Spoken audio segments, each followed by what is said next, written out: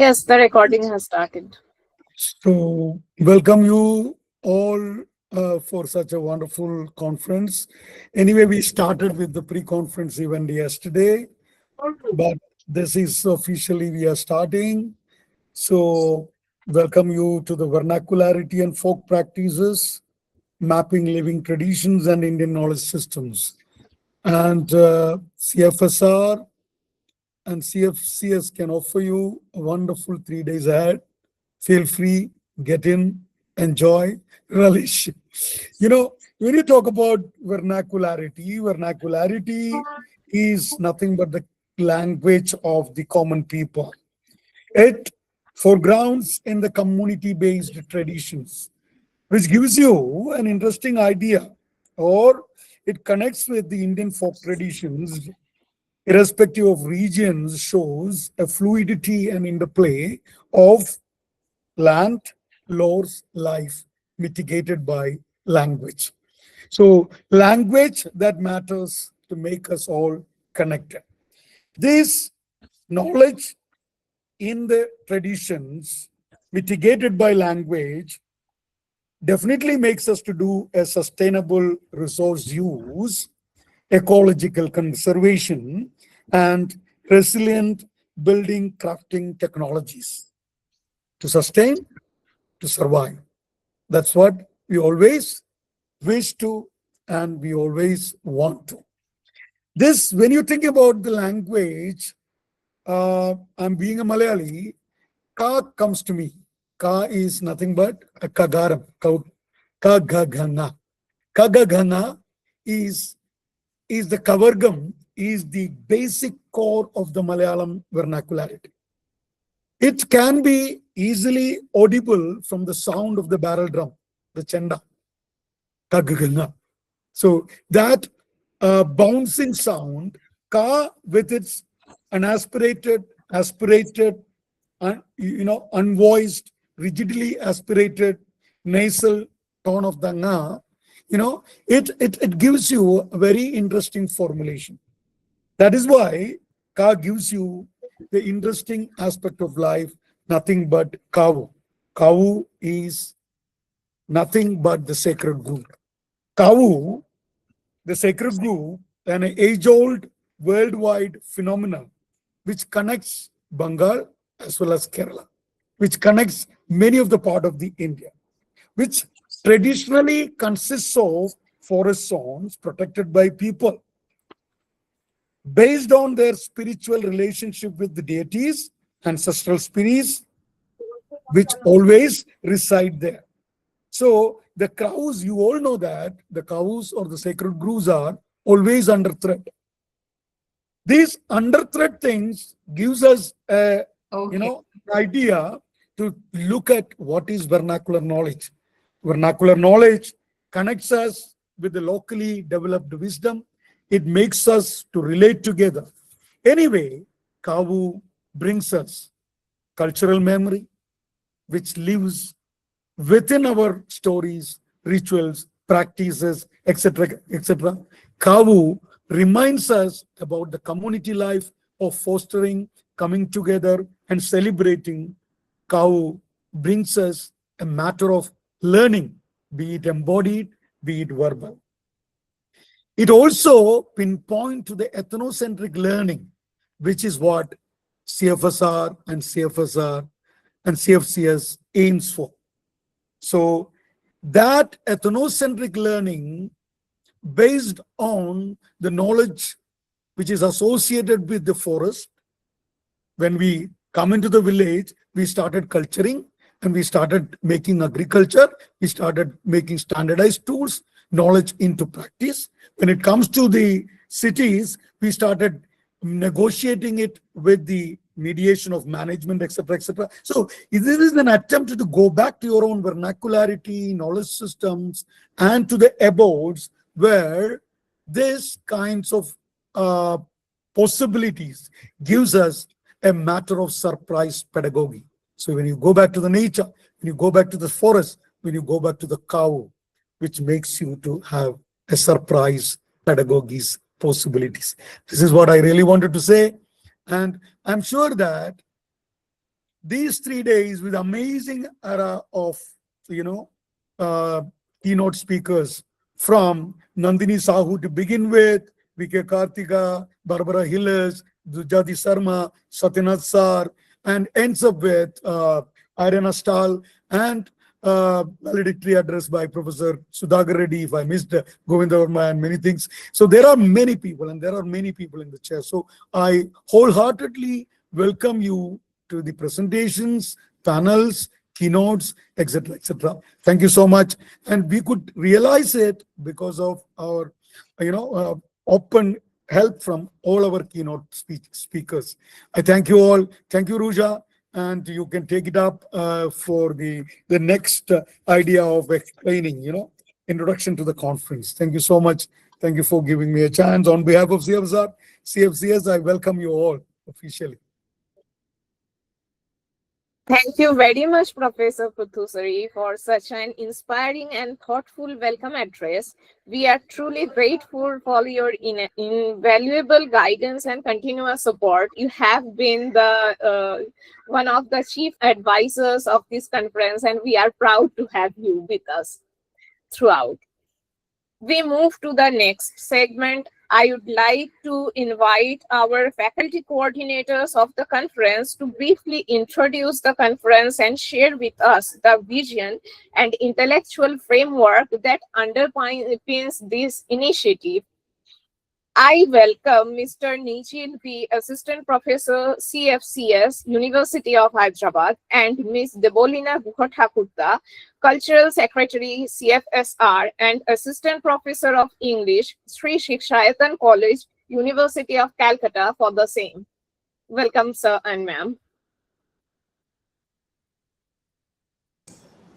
So good morning all. Who will start? Debolina ma'am, you will start or? I guess confusing. Yeah, it is quite confusing, but never mind. I think if you say I can begin with. Oh, it's okay. You can start. Okay. Thank you. So,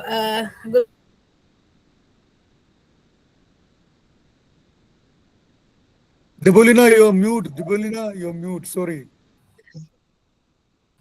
Yeah, sorry. So it gives me immense pleasure as the Cultural Secretary of Center for Folklore Studies and Research, West Bengal, to welcome all the dignitaries to the third Young Folklorist Conference 2026, a 3-day event which also had a pre-conference program yesterday at CFCS University of Hyderabad. The conference, titled Vernacularity and Folk Practices Mapping Living Traditions and Indian Knowledge System, organized jointly by CFSR and CFCS University of Hyderabad.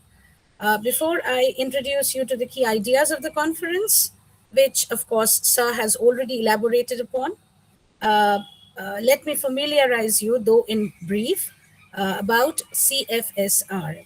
CFSR is a global community of scholars, academicians, educators, artists, performers, practitioners, which seeks to foster a deeper understanding of the significance of folklore in shaping cultural identities, social practices, and artistic expression to promote and preserve folk traditions worldwide. Among the many activities of CFSR that it has been doing, like organizing conferences, which this is part of, along with reading sessions and other activities, one very significant endeavor by CFSR is a collaborative event organized with the RAR Utsav Committee every year annually at Joydev Keduli to facilitate practitioners, folk enthusiasts, giving them space and visibility, appreciating a local response. Coming to the 3-day conference, Vernacularity and Folk Practices Mapping Living Traditions and Indian Knowledge System, this is yet another feather to the cap of CFSR, jointly organized by CFCS, University of Hyderabad. With the implementation of NEP 2020 that lays emphasis on Indian knowledge systems in the current pedagogical structure, the conference aims to engage students, scholars, practitioners, faculty members, into a critical dialogue and insightful reading and understanding of the epistemological foundations of IKS, vis-a-vis the rich cultural and intellectual traditions of India through a multidisciplinary perspective with folkloristics as its leverage. While IKS wishes to build a knowledge repository promoting interdisciplinarity and transdisciplinarity by fostering strategic engagement with traditional knowledge systems, the conference, therefore, is hosting eminent academicians and scholars from diverse areas of expertise who shall deliberate on a wide plethora of subjects to enter into a dialogue with the idea of vernacularity, its complex meaning formation that implicates colonial past. Indeed, the nuances of vernacularity, which Sir has already elaborated in his inaugural address, would add to the versatility of the existing domain of folkloristics and its multifacetedness, especially for academics and folk enthusiasts alike. The conference would address folk epistemology and the question of praxis, folk mediation, performances, medicinal healing traditions, ritualistic trends, and the continuous negotiation and assimilation into newer forms to adopt and adapt to the changing ethos of the digital era. The scholarly erudition of the keynote speakers, the roundtable discussions with practitioners, filmmakers, artists, performers, and the panel discussions all shall highlight the question of community engagement, curatorial initiatives through documentation, and illumine on the indigeneity of such traditional forms, its transition and transmission, while also pointing to the possible counter discourse that it might propose against the invasive digitization in this artificial intelligence driven world. I once again warmly welcome all the dignitaries to the 3-day conference. Thank you. Over to you, Nijal sir. It's okay. Thank you, ma'am. Uh, so we are in another section of the young folklorist converse. Last year we successfully when the second folklore converse also the 2025. In the 2026 we are conducting the young folklore conference on the vernacularity and folk practices, mapping living tradition and Indian knowledge system. The Center for Folklore Studies and Research of West Bengal, in collaboration with the Center for Folk Culture Studies, University of Hyderabad, is organizing the third folklore congress, the Young Folklorist Congress, the 3-day event, with the implementation of the NEP 2020 advice laid on the Indian knowledge system and the correct pedagogical structure, and conference aim to engage the scholars and practitioners and faculty members into the critical dialogue and say to reading, understanding the foundation. And yesterday also we started here, our center started the pre-conference event. The more than the 24 papers also presented yesterday, the 5th March 2026 in a hybrid mode, and the 10 of them present in the offline mode, other more than 15 people present in the online mode. The Lemonina ma'am and Joly sir already briefed the conference structure, and before that I just brief our center. The Center for the Folk Culture Studies, the University of Hyderabad, is the first of its kind, and this, in the Central University system in India, it established with the assistance of the fourth function of USA, of centers interdisciplinary and multidisciplinary perspectives, emphasize research and the teaching in the folk culture studies, the millennial, contemporary, ethnographic field work. The centers just on the study and various aspects of folk expressive behavior as a dialogue between human group and their study of various aspects of folk behavior and dialogue between human group and their physical and social environment. And within the young folklore conference, our inaugural speaker by the Professor Nandini Sahu, Vice Chancellor of the Hindi University, and the voluntary section addressed by the Professor Sudhakar Reddy, former head CFCS of POH, and we got the a special keynote address person like the Professor Satyana, the marketing, though, and Barbara Hills, Irina Stell, and Sanjay Kumar Mandal, Govinda Varma Raja, and we have the panel section for the fourth panel discussion session. And the purpose we are within the 3-day event, 70 papers are going to present the 10 parallel sections uh, uh, uh, uh, on the under the sub themes, the vernacularity and living tradition, folk practices of Indian knowledge system, medicinal tradition and knowledge-based healing practices, agriculture,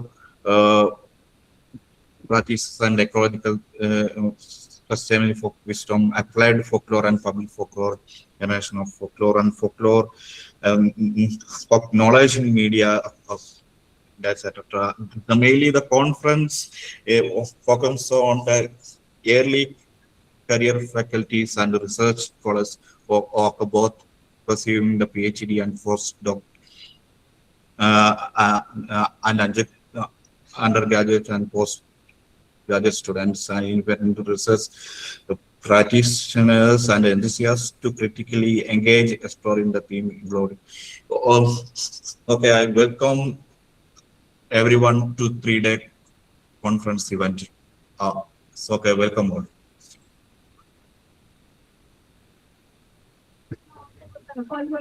Thank you very much, sir and ma'am, for outlining the objectives and spirit of this conference so well.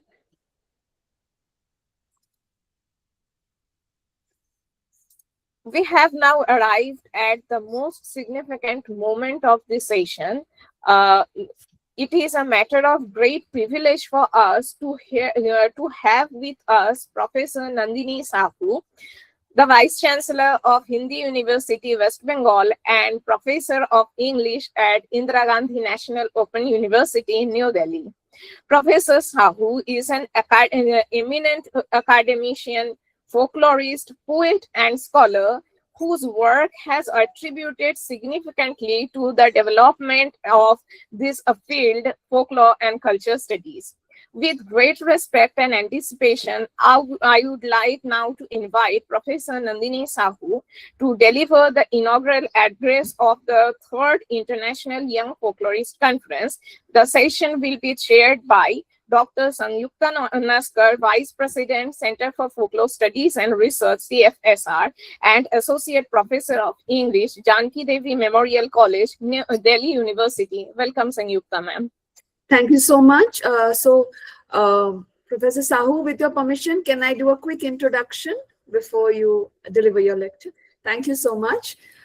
Good morning, everybody. It is indeed a great privilege and an honor to be given the opportunity to chair the session and also to introduce Professor Sahu. So Professor Nandini Sahu is Vice Chancellor, Hindi University, West Bengal, and an Amazon best-selling author, widely regarded as a significant voice in contemporary Indian English literature. She completed her PhD in English literature under the guidance of the late Professor Niranjan Mohanty at Vishwabharat University, Shantiniketan. A triple gold medalist in English literature, she received the gold medal from the Honorable Vice President of India in 2019 for her contributions to English studies. Her honors include the Michael Madhusudhan Academy Award in 2024, Lifetime Achievement Award in 2024, Tagore Samman in 2025, and an honorary fellowship from the International Academy of Ethics, India. She has authored and edited 23 books and has held senior academic positions, including Professor of English and Director, School of Foreign Languages, IGNOU. Her research interest spans Indian and folk literature, indigenous knowledge systems, Hindu studies, children's literature, and critical theory. With this, I invite Professor Sahu to deliver her lecture. Thank you so much. Well, may I? May I? Okay. Thank you. Good morning, and thank you very much, Dr. Sanjukta, for this very generous introduction. I'm glad to be a part of the third International Young Folklorist Conference in the midst of the young and not so young. Uh, so it sounds very fascinating, a young folklorist conference. It's very, very promising that we are creating a pool of specialized youngsters who are trying to carry forward the legacy of folklore, which we have been striving to create, like Professor P. Joly or Professor Satyanath, Professor Sudhakar Reddy, and myself, and even Molly Kaushal. There are so many, and Professor Sadhana. We have been constantly trying to create a pool of folklorists with us, and to see the youngsters in front of me in the midst of us, not so young, it's rather a very interesting combination. And I'm sure that this conference is going to create some engagement in the area of folklore research in Indian universities and otherwise, which may lead to the creation of more number of folklorists who are here to break the post-colonial canonical rigidities and then introduce folk literature in the university tables in a much better way. I see these conferences from that perspective. For me, folklore research doesn't mean that you just write a research paper on folk literature and then we claim that I'm a folklorist. I do not agree to that school of thought. For me, to be a folklorist is to have a folk mind. Now, what's a folk mind? A folk mind is the mind or the heart and the soul of somebody who is inclusive and flexible. Somebody who is empathetic, compassionate, more accepting of all the marginalities, of all the subaltern, of all the silenced voices. Being a folklorist is being more human and more humane. That's what I believe. And technically, being a folklorist means somebody who has created a chain of folklorists. When Dr. Sanjukta introduced me, she also introduced that, informed that I have been engaged through my research and pedagogy in the folklore research. And when the country was not talking about folklore or indigenous knowledge systems in the year 2006, at that time I had the audacity of proposing a complete PG diploma program in folklore and culture studies from my university, IGNOU, the world's largest university. And later on, now in Hindi University, I have also got the approvals for MA in folk literature. So I think a folklore, if empowered, should be in a position to create academic programs, propose and design academic programs. That is where even I got introduced to my wonderful students like Rusha sitting here, and then also Professor Joly, P. Joly. He has gone through the entire material and he appreciated the course material a lot, and he recommends everyone to read that course material of 20,000 pages of folklore material. And then Professor Satyanath contributed to the course in terms of being a part of the syllabus design committee. Professor Sudhakar Reddy has written wonderful chapters for me. So when I see all of them and Rusha kind of students who are carrying forward the legacy of folklore through our course and through independent research, I'm very, very proud of the courses that we designed. So maybe today, being the keynote speaker, I'm not going to talk about anything very particular like Professor Satyanath would be talking about folk cuisine and folk food. He will take food cultural studies and folklore in a big way. But in my lecture for 30 minutes, they have assigned 30 minutes to me. So I would try to touch upon many of the issues that you will be addressing coming 3 days. I would throw some open questions at the participants. What kind of folklore research is needed at this point of time? What kind of syllabus design is needed? What kind of UGC NET examination is needed in folklore and cultural studies and culture studies? And also the employability of folklore. Many people come to me with tears in their eyes that, ma'am, I have completed MA in folk literature, now what? we should be in a position to guide them. Now what? Because they have that kind of an impression that if you do an MA in English, which is the mainstream studies, and then you do a UGC net in English, jobs are available for you, employment is there, which may also be just an idea. It may not be true, because every year lakhs and lakhs of students come out with first divisions in MA English and MA other mainstream subjects, and then they do a UGC net examination, but placement is a very different scenario altogether. But now coming to folk literature, in the year 2006, when I proposed PG diploma in folklore and culture studies, I was questioned. I had to go through fire tests, fire baptism several times. My proposals were rejected. People were very critical of introducing folklore kind of a Nach Gana subject, a dance and music subject in English departments and in the university tables and in UGC. It was a very dark period of folk literature when I proposed folk literature as a part of our university syllabus. But in due course of time, by taking the help of Padma Shris and Padma Vibhushans and many such established scholars of folk literature, I was in a position to launch the PG diploma in folk literature in the year 2007 and 8. Again, I would repeat, the country was not even mentioning indigenous knowledge systems. People were just thinking about English studies, American literatures in English departments at that time. But the overwhelming response was in 2008, 14,000 students got into that course.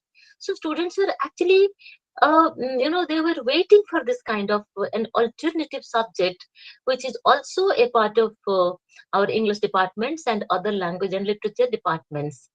So this is the fortune, the good fortune of folklore, that it can fit into many disciplines, being so multidisciplinary in itself. But also this is the misfortune of folklore, that it fits into so many disciplines. Like anthropologists claim folklore, historians claim folklore, English departments and other language literature departments, even they claim folklore, oral studies departments, museum studies departments, and performative departments like dance and music departments, art and painting schools, all of them claim folklore. When everybody claims someone, that person, maybe he doesn't belong anywhere. So that is also the misfortune of folklore. That is also the good fortune of folklore. Now it's up to us, up to you and me, those who are empowered, being the parts of syllabus design committees, UGC, and other such important boards and governing bodies, and also sitting in the university tables for the employments of student candidates. Probably it's up to us now to empower folklore. So this kind of seminar should not just create some interesting research papers, but the seminar should be in a position to convince the young folklorists that if you do folk literature, then the employment scenario for you is not as dark as you might be thinking. So with that in my mind, today, by coming 30 minutes, I would talk about vernacularity. See, the word vernacular is passe. No one uses it anymore. We say bhasa literatures. But anyway, we have taken this topic, vernacularity and folk practices. Folk as praxis, not just as practice. I would mention that. And other part of the paper is mapping living traditions and the Indian knowledge system. So two very different things. Indigenous knowledge systems and Indian knowledge systems, they are taken in different disciplines, different departments, and the UGC net examination also. There are separate net exams for folk literature and for Hindu studies and Indian knowledge systems.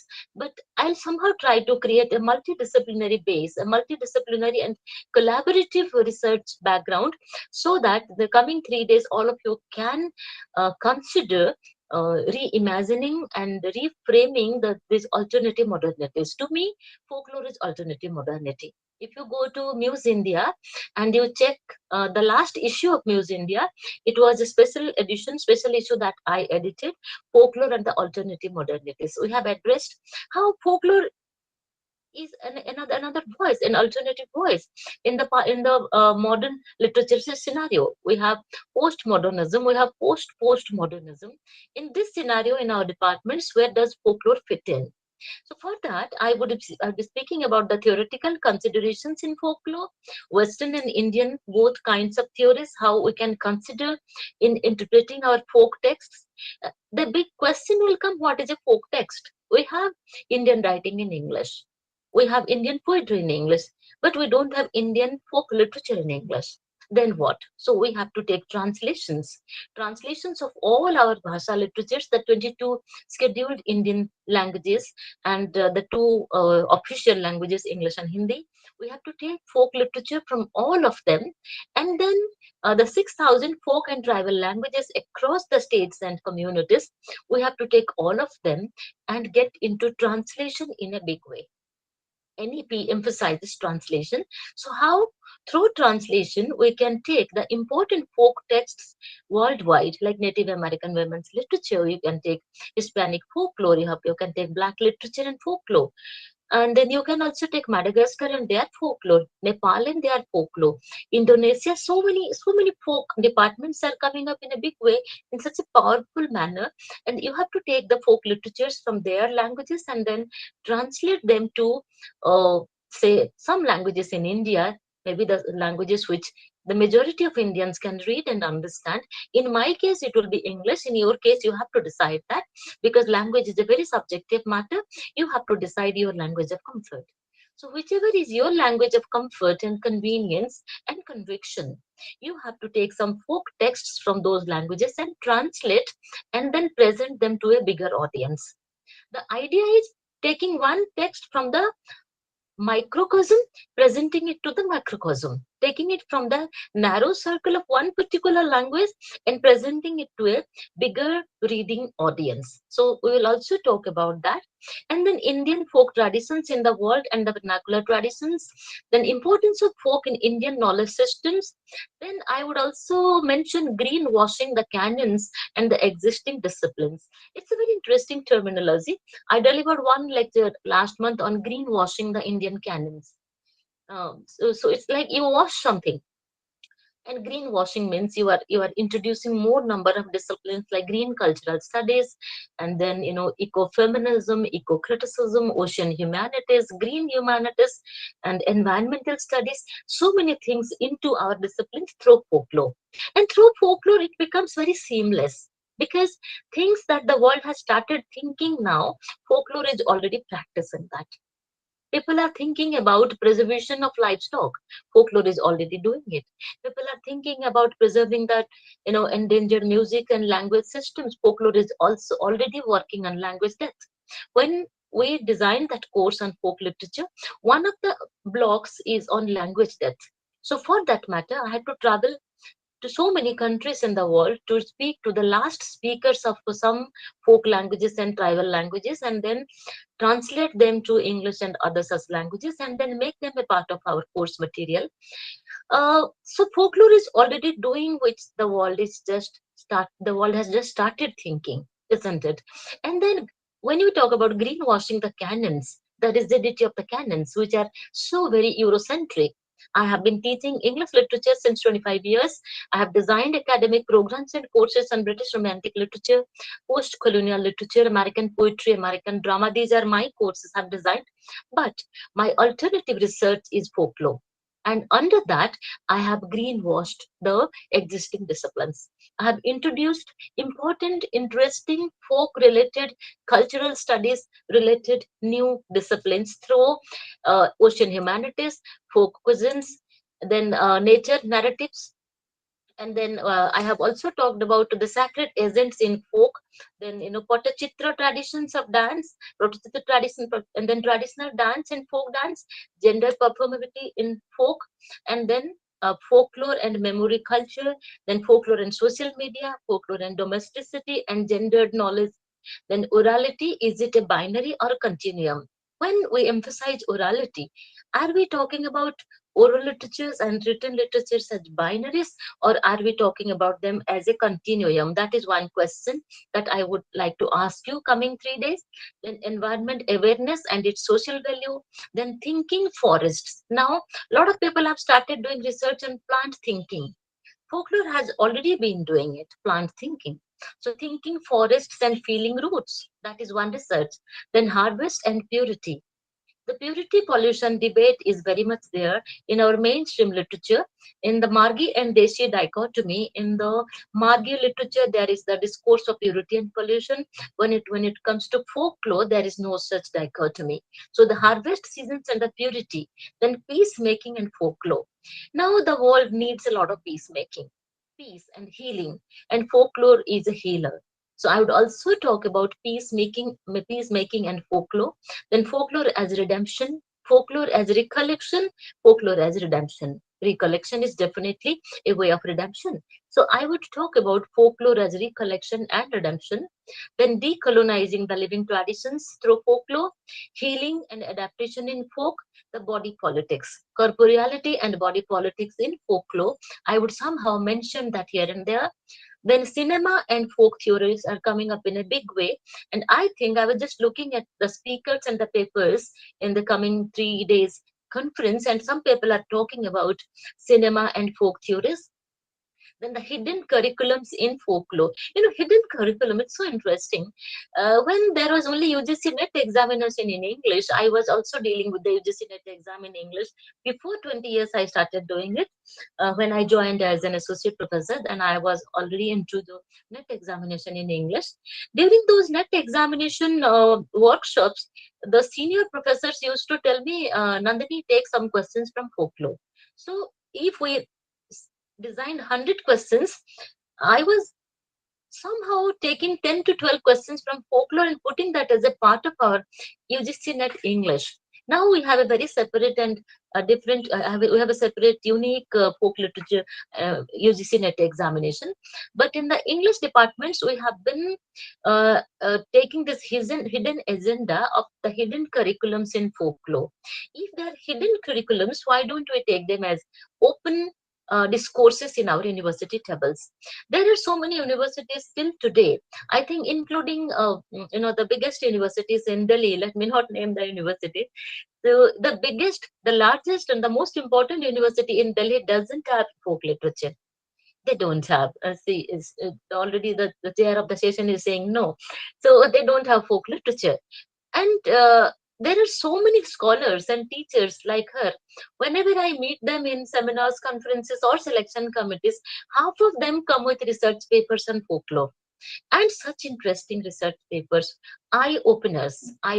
They come with those research papers. But also a couple of people in the selection committees hint that when Professor Sahu is here, people come with folklore research. Then my answer is today, how do they know that I am here? And also, the research papers are published long back. They didn't know that Professor Sahu will be there in their selection committee. But yes, people have hundreds of excuses not to take folk literature in the English departments and in the mainstream departments. I tell them that I do not belong to that school of thought who is asking you to dismiss the existing departments, the existing disciplines. We should have British literature, American studies, and everything that we have been reading. We should have those. We are not here to remove them. But folk literature can be introduced as a part of our, compulsory papers, not just as an appendix or not just as an elective paper, which is paper number 19, 20, 21, or something which nobody looks at. Why can't folk literature be a part of the 5 compulsory papers? I have always this particular question. If the compulsory papers are 5, then one can be British literature because we have taken English from the British. One can be, say, world literatures, under which we can take American, Spanish, everything we can take, Australian, Canadian, everything can be taken. One compulsory paper can be world literatures. One paper can be literary criticism and theory. And one paper can be Indian Bhasha literatures in English translation, and one paper should be compulsory, paper should be folk literature. If these 5 compulsory papers are there out of the 10 papers in our MA English, then the other elective papers can be Canadian literatures, can be indigenous, can be anything, linguistics, and they can be even American poetry, American drama, British romantic, post-colonial, then other independent Indian languages and literatures in English translation. We can have so many elective papers. But the 5 compulsory papers, which I am going to design as a part of our MA English now, will be, because now I am capable of doing it, but I don't know how many of you are in a position to do that. If you are not in a position to do that, you get me as a part of your syllabus design. I'll ensure that we are doing it. because people listen to maybe empowered voices. And now in our MA English, my 5 compulsory papers are British literature, then world literatures, then literary theory and criticism, and then Indian writings in English translation, and folk literature. These are the 5 compulsory papers. So I got it approved, and I'm going to design the syllabus in very near future. And then the elective papers will be multiple. There will be choices for people, choices for the students, because now after the 4 years CBCS choice-based credit systems, probably the second MA is only second year. I mean, MA second year is only 1 year MA. The fourth year will be of the BA honors. The fourth year is research and honors. The first year is certificate. Second year, if you do diploma, 2 years diploma. Third year is BAG, BA General. And if you do the fourth year, which is honors and research. And the fourth year course is very crucial. We have to ensure that our students are reading important and interesting papers in the fourth year, because they are preparing themselves for the fifth year, which is the MA, only 1 year MA course. So the fourth year BA and the fifth year or the single year MA, they are very, very important and crucial for our students. So, okay, now let me get back to again the things that I'll be discussing in my lecture today, the hidden curriculums in folklore that got me to talk into all those things. Then the future of digital folklore in the age of artificial intelligence. AI, I have my reservations.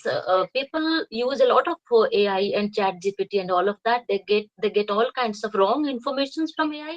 If you look at social media now, you see so many videos from Dubai and other places which are AI generated, and they are giving us a wrong impression of things happening in the world. The same happens in case of folklore. People are creating fake lore, not folklore, through AI. People are creating fake lore. So just read one essay. It's on internet, fake lore. What is fake lore is very important.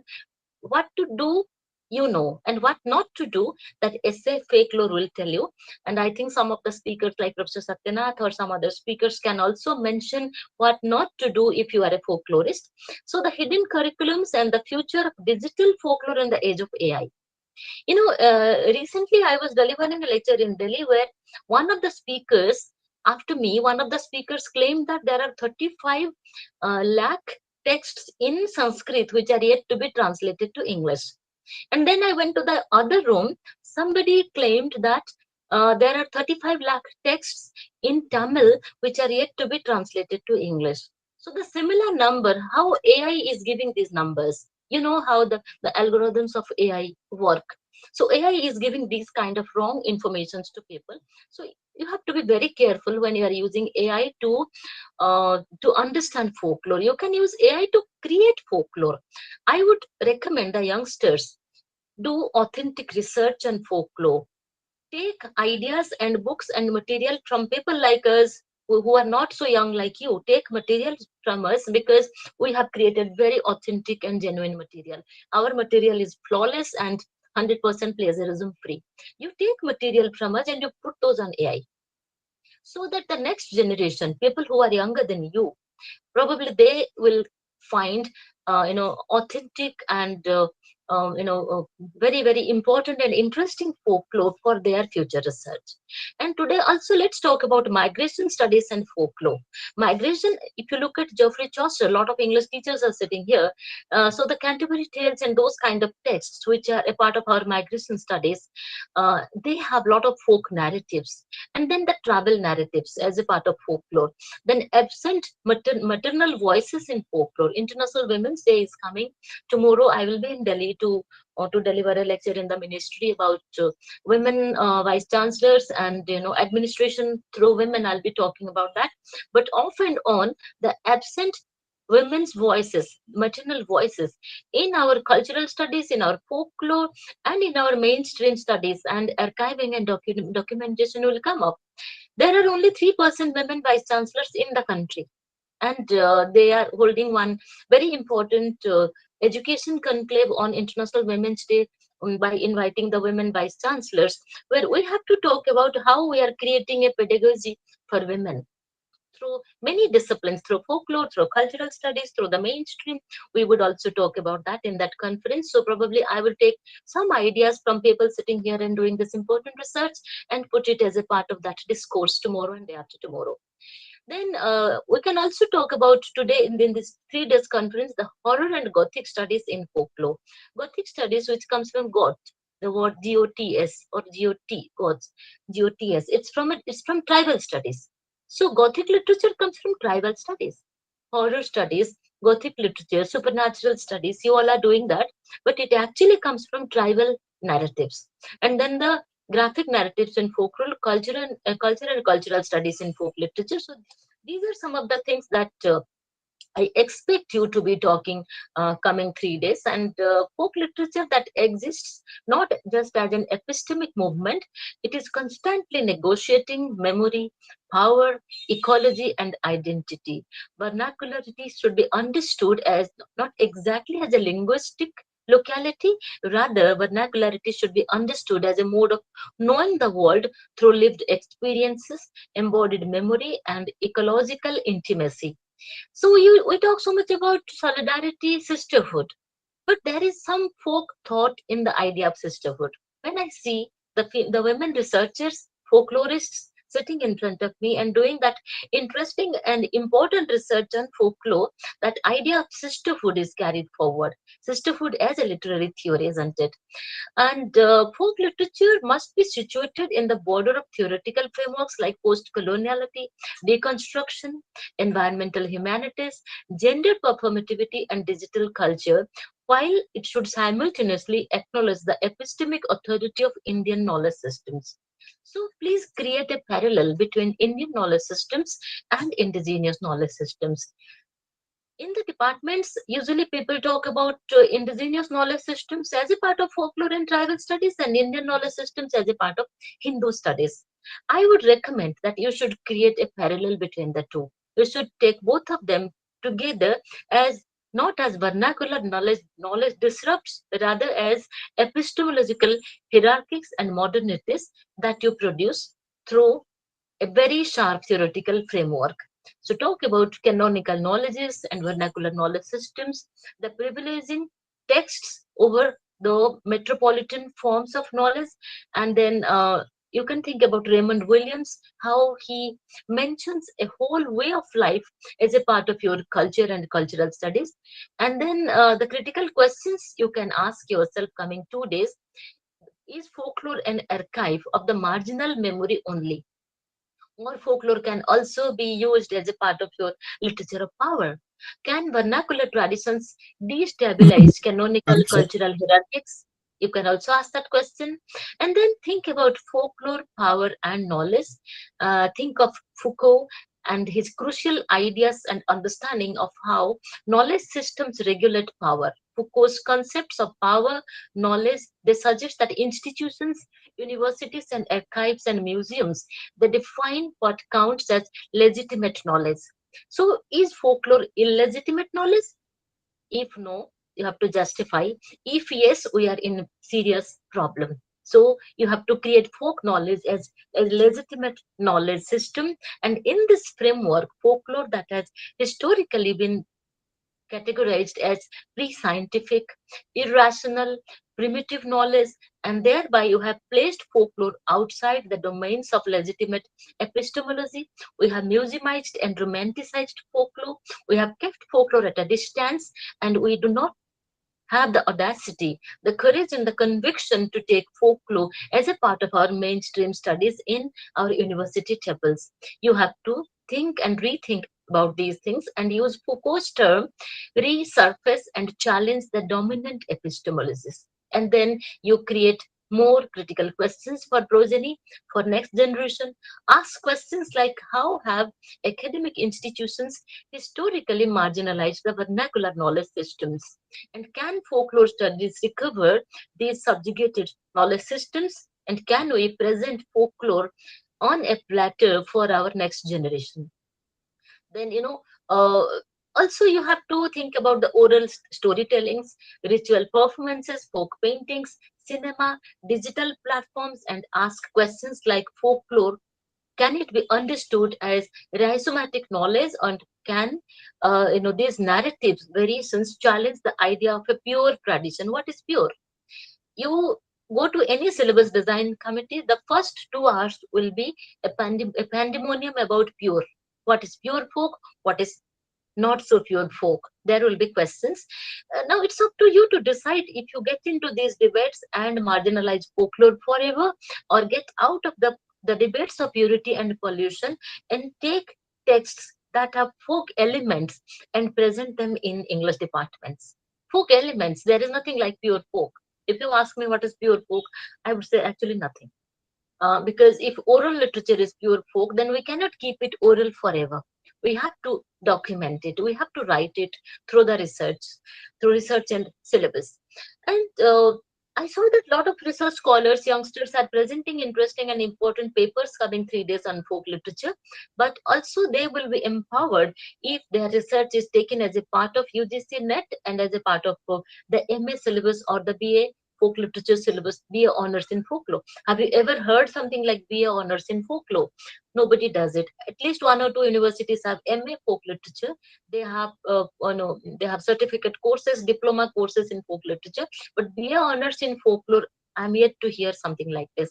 So it's time that we introduce that, and I am introducing that BA honors in folk literature and MA in folk literature, both of them, and preparing the students to get into the UGC NET in folk literature and get their desired placements in universities and institutions, in museums, in film industries, in OTT platforms, and they can be job creators in the Atmanirbhar Bharat.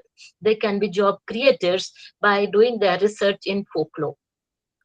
You can be very critical about what I said just now, that what is Atmanirbhar Bharat.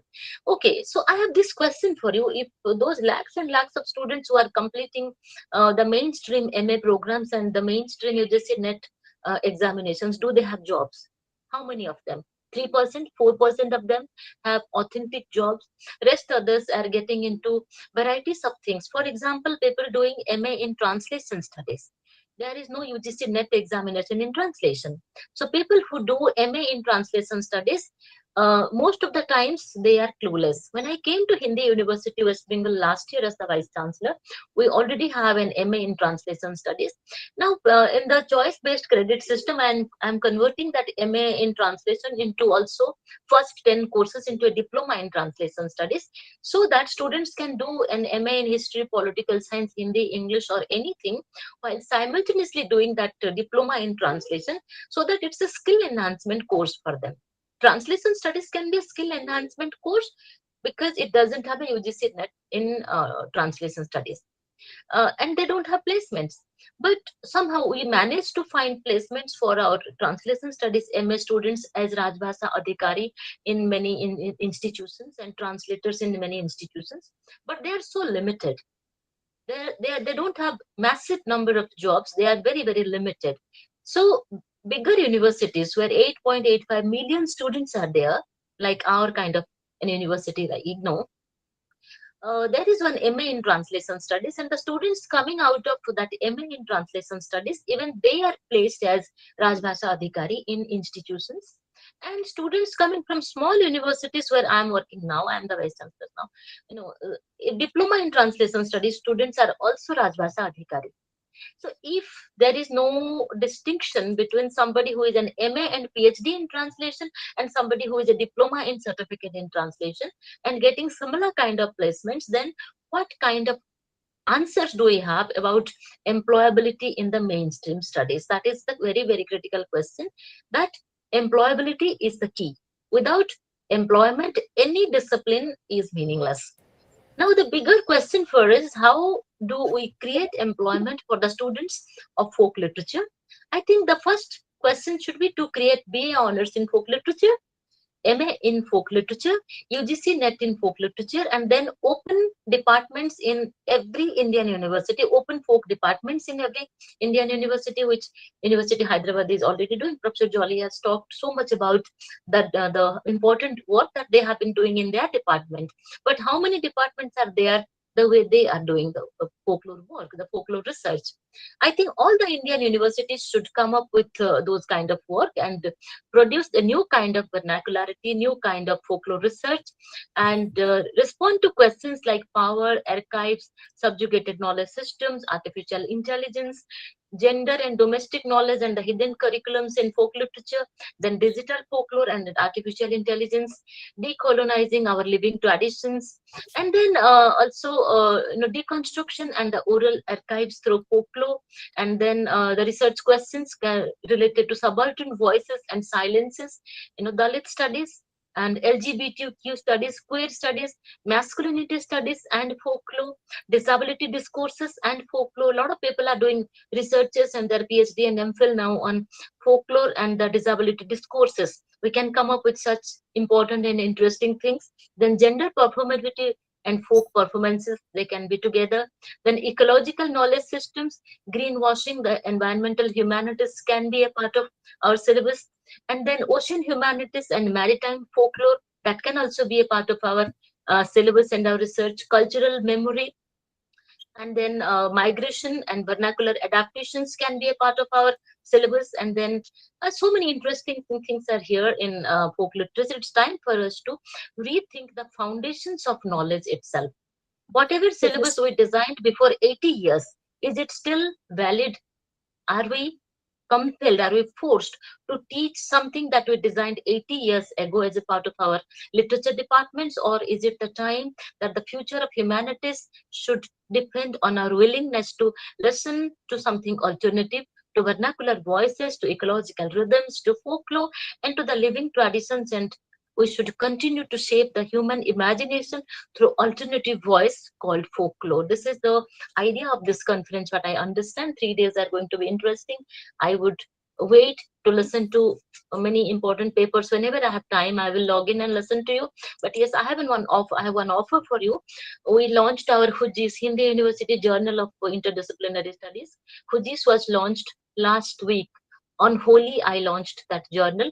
So the next issue can be a special issue on folklore if all of you decide to give the research papers from this conference. I can take all the papers and take out one special issue on folk literature of Hujis, Hindi University Journal of Interdisciplinary Studies. Thank you once again for inviting me.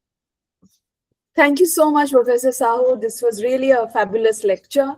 I wish we could dedicate some time for some discussion, but I'm sure the 3-day conference that we have ahead of us is going to give us ample opportunity to interrogate, to look at the multiple ways in which folklore can be understood.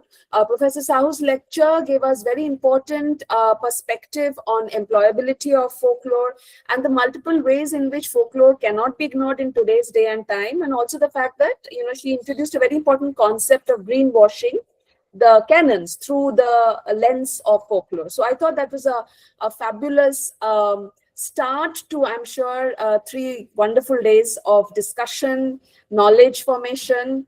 I really wish you can join us whenever you are free. I now hand over the mic to Rusha to take the session forward. Thank you so much. Thank you very much, Sahu ma'am. She has been my teacher during my 2 years in MA Folklore and Culture Studies and IGNOU. Sahu ma'am and Sanjukta ma'am for such a wonderful kickstart to our this 3 days of conference. We are so proud to have you with us. Now we will be moving forward to our first special keynote session, T.S. Satyanath sir's session.